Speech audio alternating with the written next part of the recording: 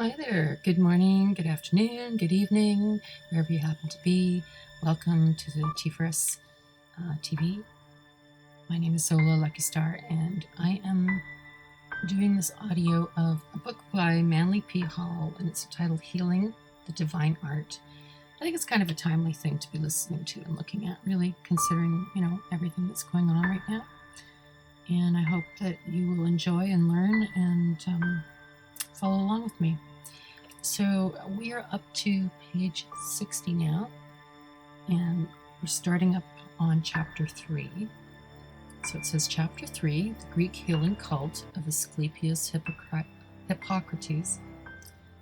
And then the different chapters are titled The Blameless Physician, History and Times Prehistoric, Diagnosis and Treatment, Out of Dream Experiences. If it's got to do with dreams, I'm going to be very interested. The Record of Recoveries, Hippocrates, the Father of Medicine, in the House of the Healing God, the Celebrated Oath, Treatment by Natural Means Alone, The Wrongs of Hippocrates, Origin of the Bedside Manner, the Oracles and Healing Shrines, Severed Connection, Secular Medicine in Rome, the Influence of Beauty on Health, Spiritual Healing, and Outgrown Beliefs. I think I'm getting that static interference. Oops. Nope. Yes, I am. I'm going to pause it for a bit and try to figure out what's wrong, and then we'll continue. Just hang on. The Blameless Physician. The Greek healing cult of Asclepius, of great importance to the metaphysically minded, is worthy of most careful consideration.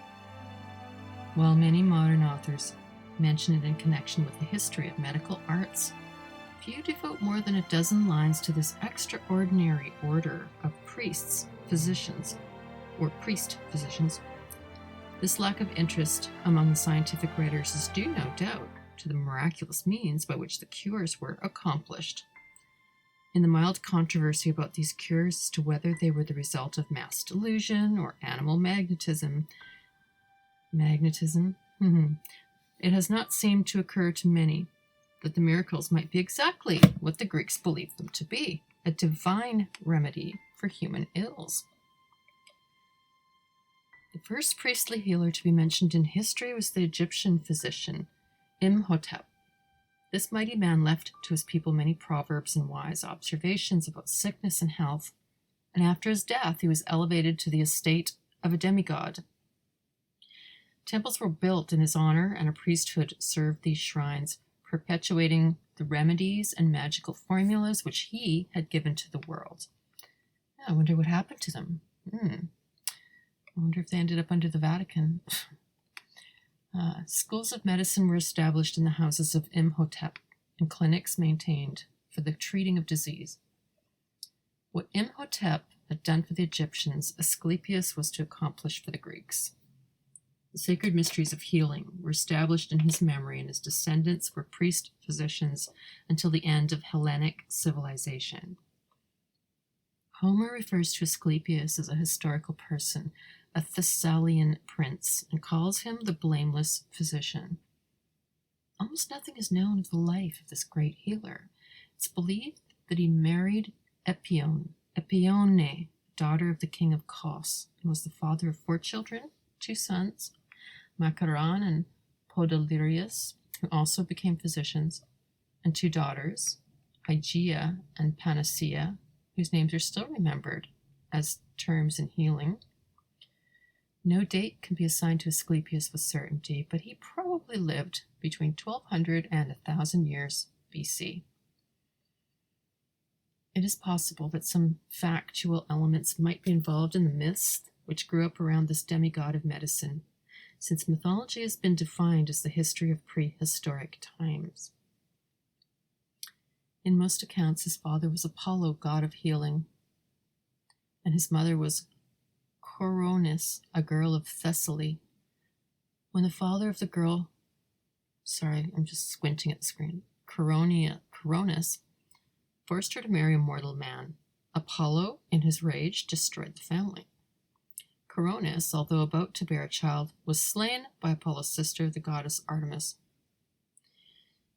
Apollo, as his desire for vengeance subsided, was grief-stricken at his deed, and descending in his glory, he rescued his unborn son from the burning body of Coronis as she lay on her funeral pyre. Thus, Asclepius was brought into the world by a caesarean section, possibly the first account of a child to be so born. It's generally agreed that Apollo took his infant son to Chiron, the centaur, to be educated. It was from Chiron, who was also the mentor of Achilles, that Asclepius learned the mysteries of medicine. Let us rationalize this part of the fable. History in times prehistoric. The centaurs have an important symbolical meaning, for they represent the children of time. Their father was Saturn, the old god Father Time. To the philosophic Greeks, therefore, the centaurs signified tradition, that which is born of ancient time. Chiron was wise in the old lore, the primitive experience record of the human race. He was indeed the very personification of tradition, the centaur with his human parts rising out of the body of the animal world. In this light, the teacher in the fables takes on a rich new meaning. It's well to remember that all myths yield readily to reasonable interpretation. After Asclepius had learned all that Chiron could teach him, he entered upon his career as a physician and performed many great and wonderful cures. It's said that on at least one occasion he succeeded in raising the dead. And this was his undoing, for Pluto, lord of death, fearing that in the end Hades might be depopulated by the skill and magic of a mortal man, appealed to Zeus to protect the dignity of death and the natural laws of the world. The father of all then took one of his thunderbolts, fashioned in the fiery pits of Etna, and hurling it at the physician, destroyed him with the heavenly flame. But a grateful humankind did not forget its Prometheus of medicine, who had paid with his life for the life he'd brought back. Asclepius was elevated to the rank of demigod. Healing shrines were dedicated to him, his sacred mysteries were established, and his descendants set apart as healing priests forever. Many temples to Asclepius were built throughout the Greek states and later the Roman Empire. The most famous of these was the Great Heron, or sanctuary, at Epidaurus. This magnificent group of buildings clustered around a central temple of the healing god, and in the adytum of the shrine was the gold and ivory statue of Asclepius by the sculptor Thrasymedes. The divine physician of noble countenance was represented as a seated figure holding in one hand the serpent-wound staff. The dog of medicine crouched at the feet of its deified master. And then there's an illustration here that shows how it must have looked. Grouped about the shrine itself were various buildings and rooms for the lodging of pilgrims and the treatment of the sick. They were large, airy buildings constructed for abundance of sunlight. As proof that faith alone was not to be the basis of wonders, most of the temples of Asclepius were built near medicinal springs, much like the modern spas. Diagnosis and treatment out of dream experiences. If the shrines themselves were remarkable, the method of healing practiced in them was even more so. The diagnoses and treatment were determined through oracles given by the god himself. These oracles were dream experiences of the patients. When the sick came to this temple for healing, they went through a special period of preparation. And then the sufferers, clothed in new white garments, were brought on their couches into the presence of the statue of Asclepius and left for the night. In their sleep, the sick saw the god come to life. He walked among them and spoke to them and prescribed the necessary remedies. In the morning, the patients told their dreams to the priest physicians, who then prepared the medicines or magical formulas. A scientifically trained modern practitioner might call the whole thing a disgusting example of primitive superstition, but the sick recovered. They were carried into the shrine one day, and on the third day thereafter walked out amidst the plaudits of the assembled multitudes. Was it not Paracelsus who said that the true end of medicine is the recovery of the patient? By that definition, these ancients were good doctors, even if Dr. Haggard does liken them to medicine men. The record of recoveries. Outstanding healings resulting from the oracles of Asclepius were recorded on tablets in the temples for the admiration of visitors and no doubt to increase the confidence of patients. Edgar James Swift quotes several accounts of these metaphysical healings taken from ancient Greek inscription of the 4th and 3rd centuries BC. Dr. Swift's opinion of these cures can be gathered from the title of his book, The Jungle of the Mind. For those interested in the records and not in the viewpoints upon them, here they are in digest. A boy who was dumb, which means unable to speak, made his offering at the altar, and a torchbearer of the god demanded of the youth a promise that if he were healed, he would make the usual thank offering. "I promise," replied the boy, and all were astonished, for in that instant he had recovered his speech. Pandarus, the Thessalian, besought the god to cure him of scars on his forehead. He dreamed that the god bound his head with a fillet, and when he awoke, the fillet was still there. He removed the fillet and found the scars gone. A man, blind in one eye, which had only lids, the eyeball was gone, was visited in his dream by the god, who seemed to boil a drug and put it in his eyes. The next day, he saw with both eyes. This particular account is especially hard on Dr. Swift. Alcitus of Alicos, blind, dreamed that the god opened his eyes with his fingers, and he saw the trees about the temple. The next day, he was entirely cured. Hermon of Thaisa was cured of blindness by the god, but did not make the offering which he promised. His blindness returned, but when he promised again, his sight was restored. Later in this chapter, other examples are given of the oracular healings accomplished in the sanctuaries of Asclepius.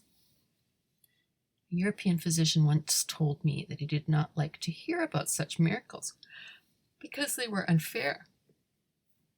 Modern doctor knows much more than the ancient priests, but naturally cannot compete with the supernatural. Hippocrates, the father of medicine. Among historians of the healing arts, there's a popular belief that Hippocrates of Kos was the Moses of medicine who led the physicians of his time from the Egyptian darkness of magic and superstition into the promised land of rational therapy. It is in order, therefore, to examine now the life and teaching of this great man from the viewpoint of a metaphysician. Hippocrates, called the father of medicine, was born on the Greek island of Kos in the year 460 BC. His father was of the family of Asclepiadia. The guild of priest healers descended from the deified Asclepius. Early writers make much of the fact that Hippocrates was the seventh in lineal descent from the divine physician. The mother of Hippocrates, Phanerette, traced her ancestry back to Hercules, the strongest of mortals. From such an illustrious background, a genius could be expected to emerge. Hippocrates studied medicine with his father, Heraclides, a celebrated healer. Later, in Athens, he sat at the feet of the physician Herodetus. For his philosophical education, he was for a time the pupil of Gorgias of Leontini, a brilliant sophist, and he also received instructions from Democritus of Abdera, a man of vast learning, and one of the fathers of the atomic theory. Obviously, then, Hippocrates was well schooled in those mental disciplines that are the necessary foundation of intellectual greatness. Having completed his education, according to the custom of his time, Hippocrates returned to Kos. There took his vows before the altar of Asclepius, and became a priest-physician, as his father had before him. How much time he spent in the temple of the god of healing, we don't know. In various places and for a greater part of his life, he ministered to the needs of the sick, and we have his thoughtful consideration of their ailments preserved for us through his numerous writings. There can be no doubt that Hippocrates was the greatest of the Asclepiadia, and the materialistic physician should remember that the father of medicine was to the end of his days a priest. How has it come about that Hippocrates has received in general the plaudits of medical historians, but the great order of priest-physicians that produced him has been passed over with hardly a grudging compliment? Had it not been for the mysteries of Asclepius, there would have been no Hippocrates. As greatness is honored, is not the cause of greatness equally worthy of respect? It surely is not reasonable to accept a man's attainments and then to deny or ignore the very things that made that man what he was.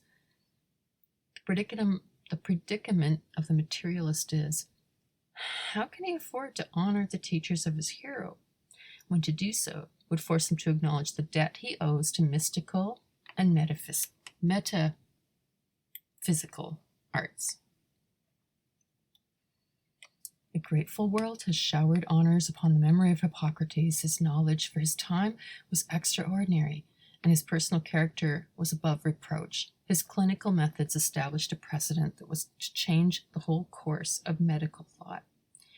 All this is to be granted without reservation, but this is not the end of the matter, for there is reason for resentment in the type of statement that in one form or another appears in almost every modern text on the early history of medicine. Its general import is this: Hippocrates was the first to separate medicine from superstition and priestcraft, to base its practice upon the principles of inductive philosophy, and direct a special attention to the natural history of disease. In the house of the healing god. It's not to be ignored that Hippocrates was born in the shadow of the Asclepian shrine, that his father was a priest-physician, that young Hippocrates first came in contact with disease in the healthy and hygienic atmosphere of the Hieron.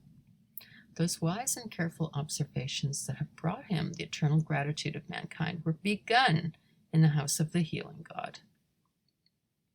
Here the sick were arranged in wards, their bodily comfort assured by ever watchful attendants. Hippocrates could sit by their couches, listen to their symptoms, and watch the course of their ailments. He had the opportunity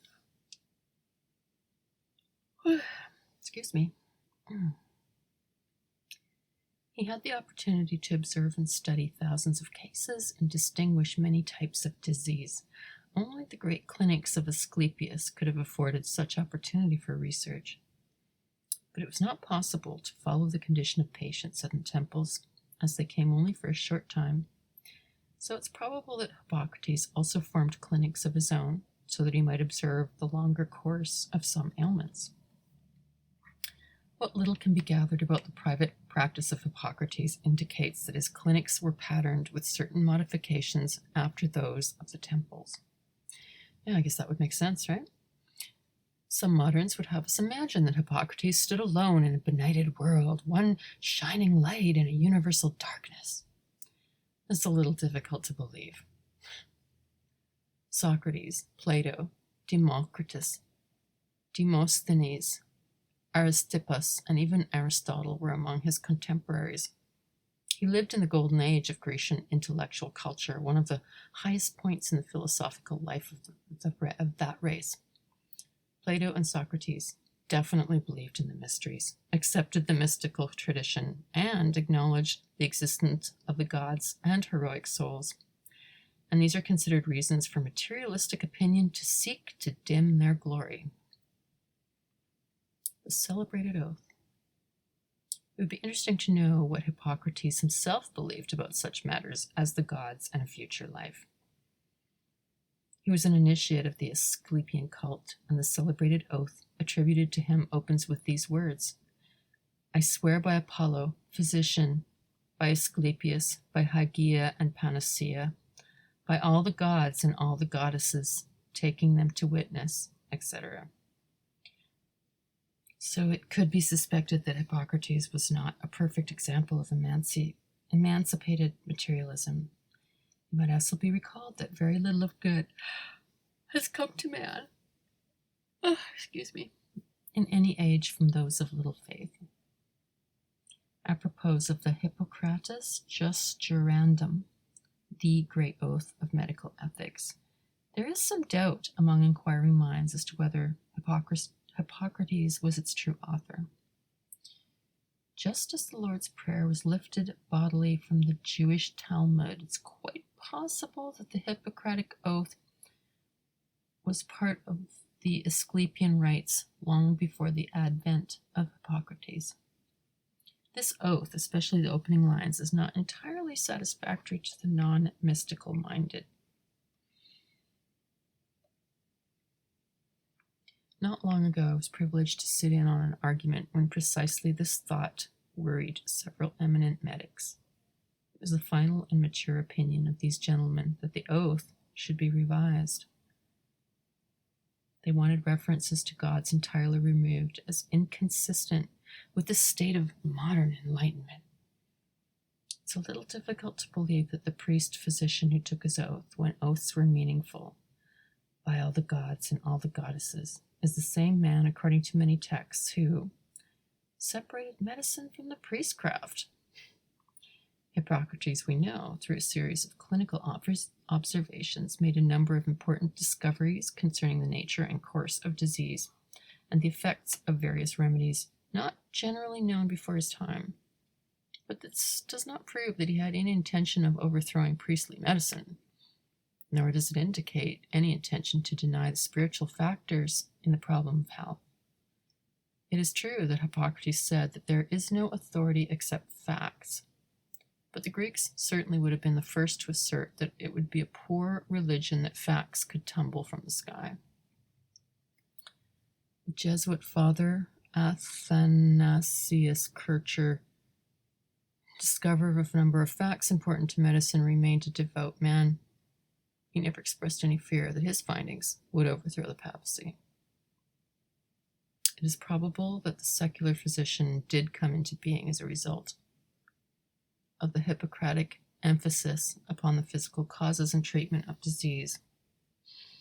But in many ways, this separation was a loss rather than a gain to medicine. The division was not necessary to scientific progress.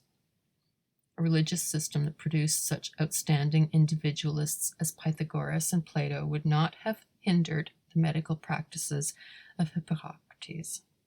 There is no evidence that any effort was made to interfere with any of his methods. Hippocrates practiced his medical convictions and communicated them to his disciples without hindrance or persecution, as did most other teachers of his time, so long as they did not involve themselves in politics. Treatment by natural means alone.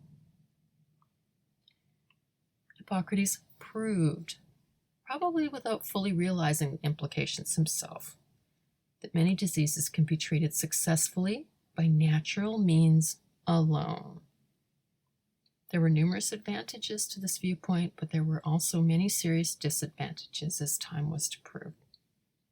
The greatest good that came from the Hippocratic Reformation, so-called, was the impetus that it gave to the physical aspect of medical research. It supplied a reason why physicians should search unceasingly for natural remedies for human ills. The greatest evil that resulted from the new viewpoint was the gradual but relentless motion of medicine away from the spiritual and ethical standards which the mysteries imposed upon the physician. Yes, indeed, and I think that one of the big things in that oath that they swore by all the gods and goddesses was to do the best that I can for my patient and to do no harm. Think about that one. And think about what's going on today. What were the medical opinions of Hippocrates of Kos? He divided the causes of disease into two general classes, the first external, as weather, climate, and locality, and the second, internal or personal, as habits, diet, and exercise. He believed that appearance, disposition, and mentality were largely influenced by climate, thus explaining the general superiority of the Greeks. The decline of the Greeks, in spite of their admirable locality, he did not live to see or explain. Disease, according to the Hippocratic doctrine, was due to the derangement of the four humors, or bodily fluids. These are blood, phlegm, black bile, and yellow bile. When these humors were not in proper proportion or arrangement, sickness invariably followed, and if they could be coaxed into a more propitious relationship, a cure could be effected. The father of medicine was more famous for prognosis than diagnosis, and was accused of a fatalistic attitude in treatment. He may have brought this fatalism with him from the Asclepian temples, for the rules of these shrines included one to the effect that cases obviously hopeless could not be treated. With Hippocrates, if previous cases of a similar nature had ended fatally, he was not likely to oppose the course of the disease. The Hippocratic theory of treatment has been called cautious and expectant. Diet and baths were his favorite remedies, and he made considerable use of herbs. Leclerc collected a list of almost 400 milks, wines, fruits, vegetables, fats, and other simples which he prescribed. Horns of the ox and stag, ew, and the excrement of the goat, ew. Mule, ass, goose, and fox are included in his pharmacology. The opinions of Hippocrates on the subject of astrology are particularly obnoxious to modern practitioners. Treatment was not his greater bid to fame, although he was honored by the Athenians for his services during the outbreak of the plague. Hippocrates was primarily an observer of disease, and his two sons, also Asclepian physicians, assisted him in compiling the various case histories that became the basis of his writings. He was sometimes accused of being more interested in watching his patients than in trying to help them, and he was accused by his contemporaries of letting the sick die by doing nothing to keep them alive. In this practice, he differed markedly from the modern physician who prolongs life by any means in his power on the assumption that hope lingers until actual death. It was probably his prognostic skill that caused Hippocrates to neglect cases he regarded as hopeless. 87 books are attributed to him. Well, that's a lot. But most of these were probably by other learned physicians of his time, some with the same name as himself. This would indicate that he was one of a considerable group of similarly minded men. On this subject, in the Doctor in History, Howard W. Haggard, Associate Professor of Applied Physiology at Yale, writes, Hippocrates exists as a name rather than man. Under that name, we group all of the great and now forgotten men of Greece who in the 5th century BC formed the scientific basis of medicine. The writings of Hippocrates. The principal works of which Hippocrates of Kos is now believed to be the author treat such subjects as prognostics, epidemics, on diet, and on air, water, and locality. Some of the best of his writings are the aphorisms, short and spirited sentences, factual and descriptive. The most famous and discouraging of the aphorisms is, life is short and art is long. Another is typical. If a dropsical patient is seized with hiccup, the case is hopeless. Under the name of Bocrat, Hippocrates was known to the Arabs, and his writings were treasured among them through the long night of Europe's dark ages. A considerable mythology has grown up about this great physician, and miracles have been attributed to him that do not appear inferior to the wonders performed by the divine Asclepius. As many of these myths are of Grecian origin, and some of them are very ancient, it would not appear that Hippocrates was regarded as a materialist by his contemporaries or followers. If older opinions are confused, the moderns are no better. Logan Clendenning,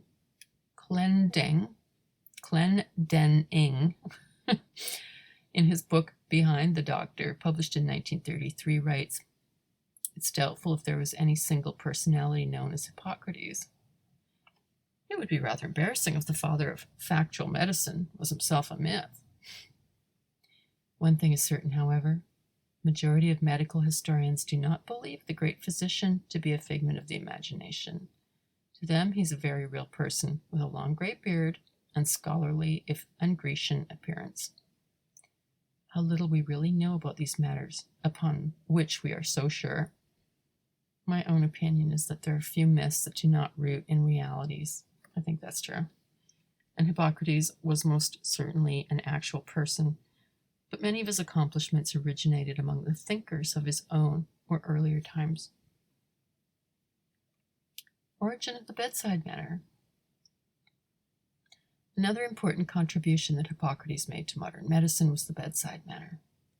The physician entered with dignity as if the ailment was not in a violent stage, seated himself beside the patient, and artistically questioned him concerning his age, his manner of living, his recent exposure to infection or contagion, his diet, his previous ailments, and the special seat of the present discomfiture and the symptoms.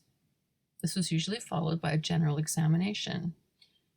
He had also to encompass the delicate matter of previous physicians and their prescriptions, for it was not ethical to question the ability of a fellow practitioner.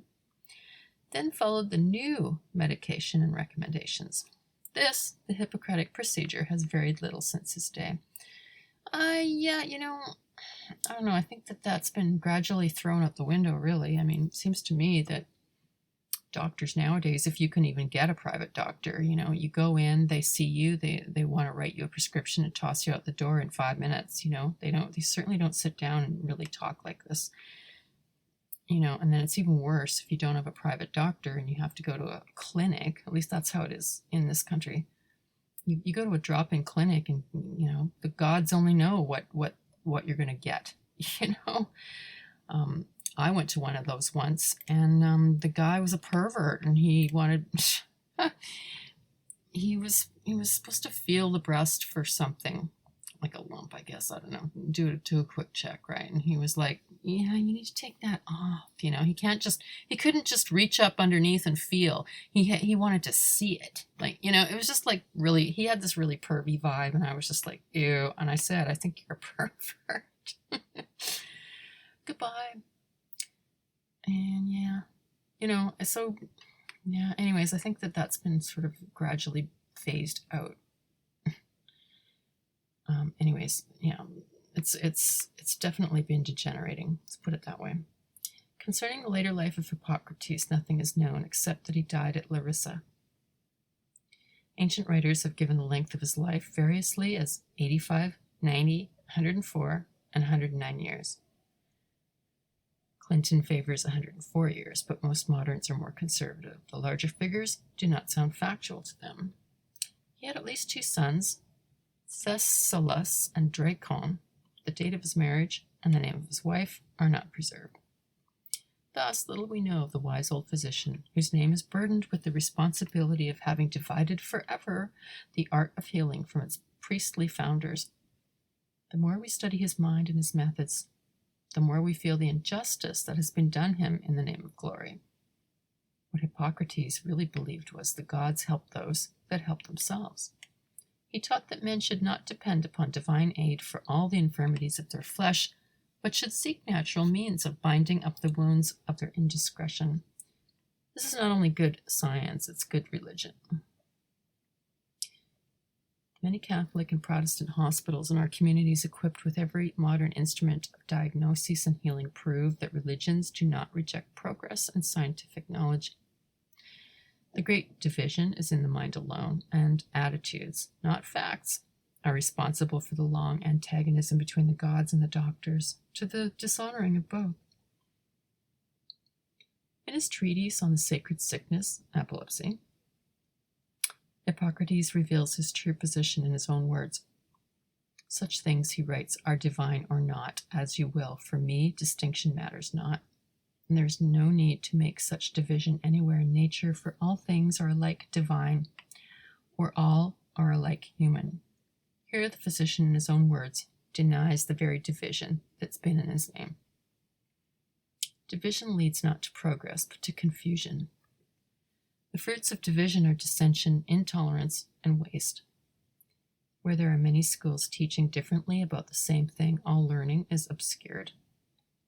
Mankind is united in all essentials and divided only in those things which are of secondary importance. I have to disagree with that one, but okay. But it has been fashionable to magnify the difference and ignore the great unities that bind the world together. Okay, yeah, I'll go along with that. Okay, so mankind's united in all essentials and divided. Yeah, I guess. I mean, I guess if I'm looking at it in the terms of like, you know, we are all united in the sense that most of us are actually pretty decent and we want pretty basic, simple things. You know, we want our children to be safe and free and be able to enjoy their lives, and that hopefully they're going to have a better life than we did. And, you know, we want to give them opportunities, and we want to have food and a decent house and a nice place to lay our head every night, and, you know, to get help when we're sick, and, you know, just to have friends and to have family and to have love in our lives, right? I guess that's pretty much it. So, you know, in that sort of way, yeah, we're all united. And all the secondary stuff, like how many cars can we get? How many houses can we own? How much money's in the bank? All of that stuff is kind of secondary and divisive, extremely divisive, right? You've got your haves and your have-nots. Yeah. You know, and it's definitely fashionable today to magnify all the differences, right? People are encouraged to fight over absolutely everything and anything. Fight over gender, fight over race, fight over everything. And I have to say, I think that's by design. He goes on here and he says, selfishness and stupidity caused the Dark Ages, the Inquisition, the wars and economic upheavals that have plagued mankind for ages. I would have to also interject that, again, you know, this is predicated on you know, the idea that mankind is just developing all on its own, and that there's nothing interfering and nothing dictating things from behind the scenes, which of course we know there is. So, you know, yes, are there selfish and stupid people? Definitely. Absolutely there are. You know, there are lots of useful idiots out there. But the real guiding hand of the chosen that act from behind the scenes and behind the curtain and work through proxies and so on, that's something else again. And that's a whole other level of reality, right, that this guy's not talking about. All right, let me see. And last but not least, the discords of religion, divided as it is into hundreds of sects which would serve God by plaguing one another. Isn't that the truth? You know, one of the biggest causes of death and genocide and misery in the world has been the Catholic Church, you know, and Islam and Judaism, right? The three big monotheistic religions, they're a problem. Let's see, we'll go on here. The oracles and healing shrines. The discoveries made by Hippocrates did not destroy the cult of Asclepius. It remained for centuries the principal custodian of public health. Great plague broke out in Rome and threatened to destroy the entire city. The Romans sent an embassy to Epidarius to beseech the help of the god of healing. The oracles were questioned, and Asclepius was pleased to listen to the need of the Romans. He permitted himself to be taken to Rome in the form of a living serpent. As the ship was sailing up the Tiber on the return journey, the god glided over the side of the boat and took to himself an island in the river. The Romans, taking the action as an omen, built their sanctuary to Asclepius on this island, and through the favor of the god, the plague was overcome. A memorial tablet has been found on the site of this temple on the island of the Tiber. The tablet commemorates 4 miraculous healings that took place in this shrine. The substance of the 4 inscriptions is as follows. Gaius, who was blind, consulted the oracle and was told to approach the altar, offer prayers, cross the temple from right to left, place his 5 fingers upon the altar, raise his hand and place it upon his eyes. He recovered his sight at once in the presence of many people, and this occurred in the reign of Antonius around 120 AD. Valerius Aper, a blind soldier, consulted the oracle and was told to mix the blood of a white cock with honey and rub his eyes with this ointment for 3 days. He recovered his sight and gave thanks to the god. A certain Julian, who had a hemorrhage of the lungs, consulted the oracle and was told to go to the altar. Thence take some pine nuts, mix them with honey, and eat them for 3 days. He was cured. The son of Lucius was dying of pleurisy. Asclepius appeared to him in a dream and told him to take ashes from the altar, mix them with wine, and apply them to his side. He was saved and gave thanks to the god. If these inscriptions are representative of Asclepian therapy, it's not difficult to understand why the Greeks and Romans so greatly admired their cult of priestly physicians. Since the rise of the psychological viewpoint, it's customary to dismiss all accounts of miraculous healing as purely psychic or as the result of mental suggestion. This attitude is justified by the assumption that only functional ailments could be so treated, that none but the secular physician is qualified to cope with serious organic disorders. Let us apply this kind of logic to the testimonials on the Asclepian tablet from the island of the Tiber. Blindness, hemorrhage of the lungs, and pleurisy are not superficial ailments by any standard of medicine.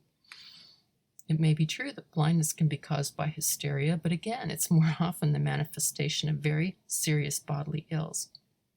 It's difficult to believe that hemorrhage of the lungs is merely a mild form of psychic disturbance, and its instantaneous cure is something for medical men to be thinking about. The same holds true in the pleurisy case. If psychic medicine can produce such results as those described in the memorial tablet, it's a valuable and important part of the technique of healing. Perhaps, indeed, it is the therapy of the future, in answer to the prayers of a suffering humankind that has been drugged and purged and bled for the last 2,000 years in the name of materia medica. Not long ago, a man selected my sympathetic ear to pour into it the long tale of his physical woes. His case history included 20 years of suffering, a dozen ineffective doctors, and complete economic demoralization. Would it be facetious to observe that this poor suffering mortal would gladly exchange the opinions of his 12 physicians for one slightly inspired utterance relative to his condition? The severed connection. Even the trained psychologist knows pathetically little about the power of the human mind. He is searching, but only centuries of constant effort will be sufficient to perfect his knowledge.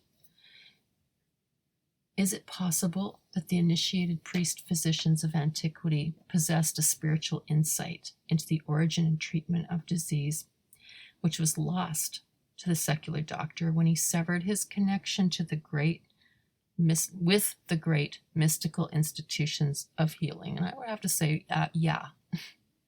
and I suspect that was also by design. Of course, I'm so cynical. The modern materialist assumes a negative answer to this question, but an assumption is not a fact. True enough. When Plato opened his school in the Lyceum, he discovered that a nearby swamp rendered the location unhealthful. After a short time, he was stricken with a dangerous fever caused by the fetid air. His disciples recommended that he move the academy to a salutary location, but the master refused, explaining that a wise man could free himself from the influence of any environment once he'd recognized the nature of the difficulty. Plato cured himself of the fever by the strength of his mind alone and continued in the Lyceum the rest of his life with no recurrence of the ailment. He lived to ripe old age and finally died in his 81st year. It's reported his death was due to no disease, but to the general infirmities of old age. He died in his sleep, with the books of the poet Sophron under his head for a pillow. Swamp is not a fixation, a phobia, a neurosis, or an inhibition. It's a very real source of bad health. Mental attitude alone is not enough to overcome its evil force, nor is autosuggestion a reasonable answer. Plato might have denied that the swamp could hurt him, but in the end his constitution would have been undermined. There's much more than mere affirming and denying to metaphysical healing. It appears certain that Plato knew how to make himself immune to the local fevers. Who can deny that such knowledge would be valuable even in this time of inoculations?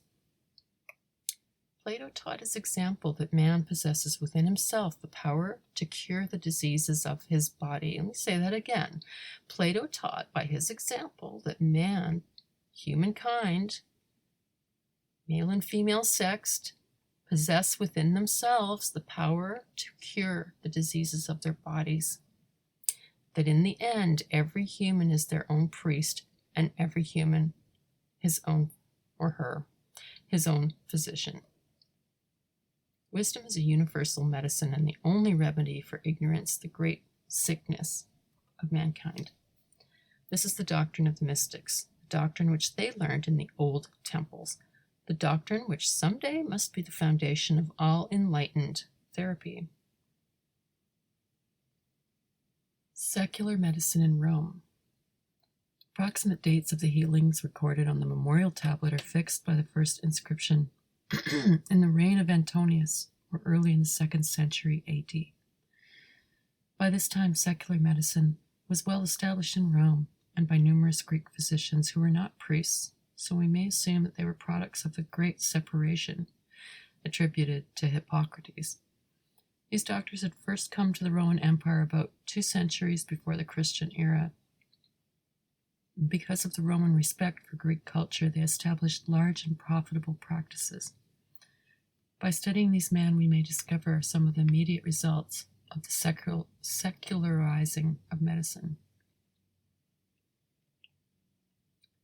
These physicians, who had left spiritual values far behind in their haste after physical knowledge, were, on the whole, a scurvy lot. Cato cried out against them, declaring that the Romans had flourished for 6 centuries without doctors, only in the end to be murdered by Greek physicians. To these inquisitive medics, the human being had lost his identity as a son of God and had become a case history. Of their thirst after knowledge and their ethics generally, Pliny writes, "It is at the expense of our perils that they learn, and they experimentalize by putting us to death, a physician being the only person that can kill another with sovereign impunity. Nay, more than this, all blame is thrown upon the sick man only." Doesn't this sound familiar? He is charged of disobedience forthwith, and it is the person who is dead and gone that is put upon trial. It was at this point also that commercialism reared its ugly head. The priest-physicians were attached to temples that were supported by the state. If grateful patients who had been benefited wished to make gifts to the temple, well and good. Most of the shrines were filled with treasures, along with lesser gifts of no physical worth given by the poor. But every offering was a token of actual assistance. Secular Greek doctors, however, charged high fees. They based these upon the limit of the financial means of the sufferer, and they charged the same whether the patient lived or died. Where medicine ceased to be a religion, that is, and I'm interjecting here, that is attached to a spiritual, practice, it became a business.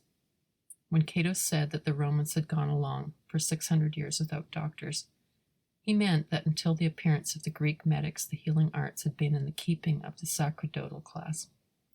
The priest-physicians in the temples of healing were the sole custodians of the public health during the rise of the Roman Empire. The secular physicians were in authority during the decline. Until the coming of the Greek doctors, the Romans had never paid a fee for medical attention, but the crafty Greeks assured their new patients that a man only appreciates what he pays for.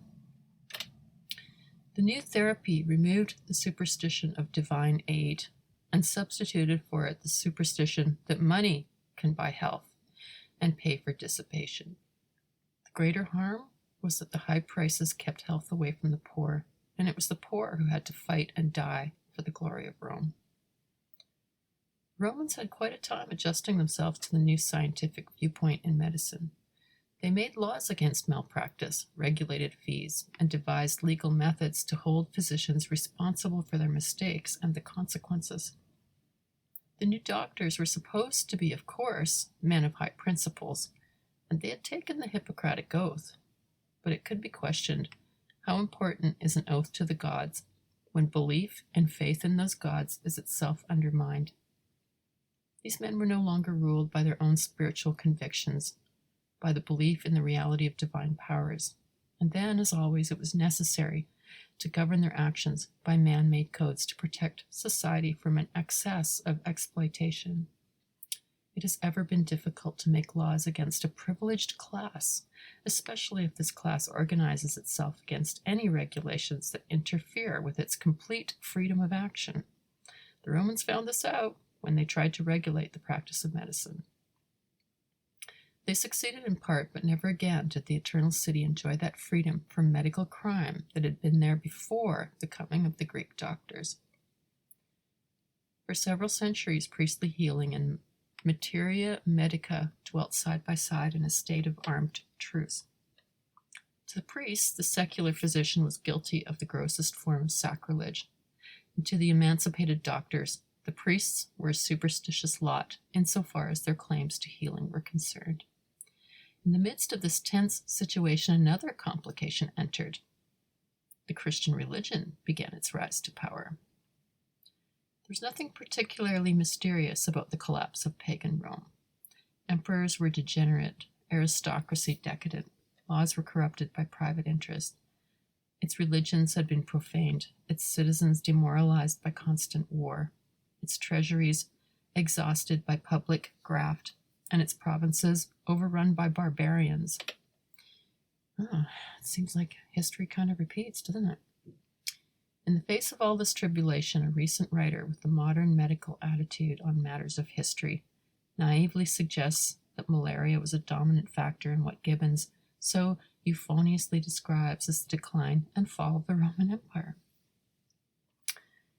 Could it be that the city built by Romulus on the banks of the Tiber ruled the known world for centuries, but by a curious coincidence succumbed to its malarial environment at the precise time that its ethics and morality reached their lowest ebb? This attitude is typical of men who try to think through the problems of their world with their minds turned away from the benefits of spiritual education. The influence of beauty on health. When secular medicine separated from the Asclepian mysteries, it departed in such a hurry that it left behind many of the most important furniture and fixtures of the healing arts. Primarily, it left behind the exalted ethical standards that must apply to all relations between the public servant and the public he serves. It was taught in the temples that wisdom was divinely bestowed superiority, and that men so favored by the gods must always deport themselves in a manner worthy of the confidence which their wisdom inspires. In their hurried exit, the new doctors also overlooked the part that beauty plays in the health of mankind. Utility became their one obsessing concern, and even today, after centuries of progress, the modern hospital looks more like a factory than a temple of health. The temples of Asclepius were places of beauty and gentle dignity. There may have been less efficiency, but there was certainly a noble and beautiful spirit in these sacred places. The priest-physicians were servants of a loving God who looked down with infinite pity upon his suffering world. The body of man was the living temple of a living spirit, and it was gently and reverently cared for. Why is it not possible for a world rich and powerful far beyond the dreams of the Greeks to restore this kindly way of health, adding all that scientific knowledge can bestow? Surely in this later day, healing can be practiced with the same wise beauty that the ancients knew. The hasty-footed medics in their race for freedom also left behind the most enlightened of all ancient concepts about the ethics of healing. The simple acceptance that medicine is for all who are sick. In the temple of Asclepius at Rome, slaves left by their masters to die were taken in and hospitalized until their ailments were cured. One of the emperors made a law that such slaves, if they recovered, were free, and their former masters had no claim upon them. Naturally, most of these slaves could pay nothing for treatment, but this made no difference. The gift of health was a divine right of man. This famous temple on the island of the Tiber, the first hospital, served the rich and the poor without discrimination. The modern world has its city and county hospitals and free clinics, the last usually attached to some medical school, but few of these compare favorably, in spirit at least, with the shrines of the healing god. The great majority of these charitable institutions are a disgrace to modern civilization, and those who enter through their ornate doors must humiliate, and even in some cases pauperize themselves to secure necessary medical attention. And once installed, they are at the mercy of inexperienced interns and overworked nurses. And they are reminded in a multitude of ways that they are enjoying the grudging generosity of the public. Instead of being inspired to feel that a loving world is sincerely interested in their recovery, these patients know that the principal concern of all involved is to get them off the premises with as little time and bother as possible so that another can have the bed. These misfortunes are beyond doubt the byproducts of the famous division of religion and medicine for which wise old Hippocrates is blamed. Great and important as its contributions may be, science alone cannot perfect civilization. If man were simply an animal, living an animal existence and suffering only from the vicissitudes of the animal world, a physical viewpoint might be enough to preserve his economy. But man is more than this. He is a creature elevated by his mental and emotional energies to a unique place among created things. The wisest men of all times have believed in the reality of spiritual values, and they've been inspired to the service of the human need, not by hope of profit, but by love of man. Religion there must be if the race is to endure, and nowhere is religion, and when he says that, I think he's really saying spirituality, more essential than among those who are learned and skilled. There should be something of the priest in every physician and something of the physician in every priest. Each needs the other, and not the so-called division between them, which is the modern boast. Two schools of medicine have come down to us through the ages, honored and respected by mankind. The first and oldest is spiritual medicine, with its doctrines of faith, prayer, penance, divine intercession, miracles, and, if you like, a pure and unselfish magic. The second and much younger school is material medicine, developing the newer ways of chemistry, biochemistry, and electricity. Between these two now stands psychology, old in principle but new in technique, which must try to unite the mystic and the medic for the survival of the race. There seems no good reason why so many scientists should strive eternally to destroy mysticism and to condemn and ridicule the old ways which made men happier and better. There's less reason why they should try, year after year, in books and articles, to destroy men's faith in spirit and prayer, for to the greater part of humankind these are the most important things in all of life. It is the doctor's task to help us through painful days and nights of suffering, and he who is not grateful is a fool. But the physician walks with us but a little way, science or none. Every man in the end must go through the same dark door into the unknown. Even the physician himself is mortal, and when his years are full, his end is the same as that of some ancient dreamer who is gone long before. Science belongs to this world alone. Man, the mystery of mysteries, does not. Can science solve for us the mystery of that other world where time rests with the ages? Perhaps someday, but not yet.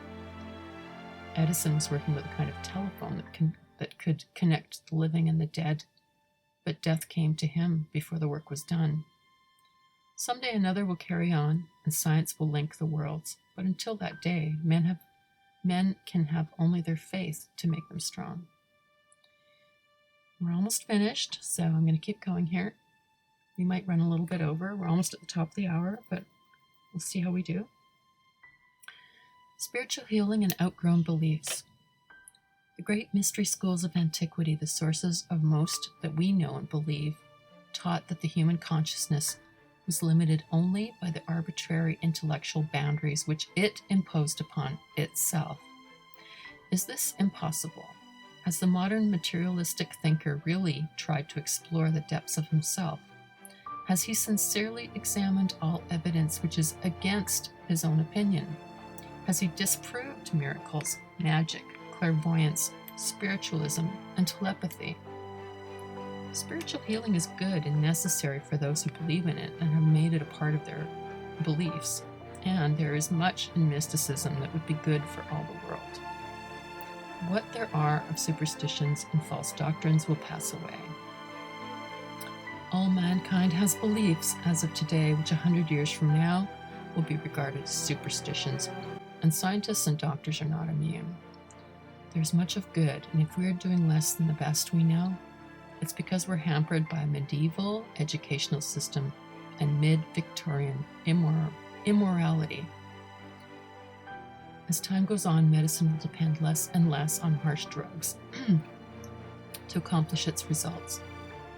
Already the motion is well underway.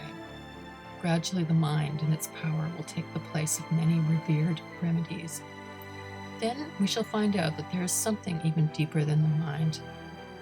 So we shall go on in our cautious, crab-like motion toward the world of spirit.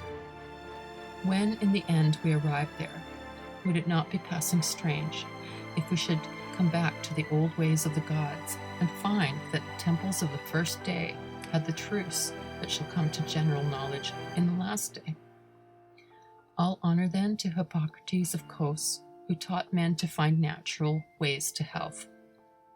But let us honor him not as the father of a terrible division, but as the wise old Greek who said, "There is no need to make such division in nature, for all things are alike divine, or all are alike human." And thus ends chapter 3. And we have just hit the top of the hour. We managed to do it in 1 hour. Yay! So thanks for listening. I hope that you've enjoyed yourself, and yeah, things to think about, right? Think about and meditate on, and it's been fun, and we'll see you back here real soon for chapter 4. And until then, have a terrific day wherever you are. Look after yourselves, be good to one another, and bye for now. Bye, guys.